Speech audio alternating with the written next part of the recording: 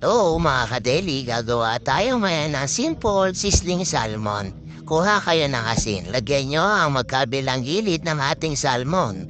Lagyan nyo na rin ang garlic powder, ang kanyang magkabilang gilid.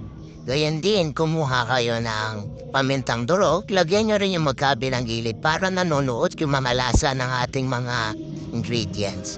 Ngayon, mag-ready na kayo ng margarine. Aluin nyo at ipiprito na natin, ire-ready yung ating sizzling salmon. Ngayon, ilalagay natin yung salmon at hintayin natin itong maluto. Saglit lang natin lulutuin yan, ha? Huwag niyo ma-overcook. Kuha na kayo dyan ng sizzling plate. At yung sizzling plate, dapat mainit na siya at naka-ready na. Para pag nilatag natin yung salmon, mainit na rin siya at ready na rin agad. Ngayon, lagyan natin siya ng kikuman para tagdag linamnam at talaga namang malasang malasa. Ginarnishan din natin siya ng parsley leaf. Ayun na, ready na. Simple lang. Thank you.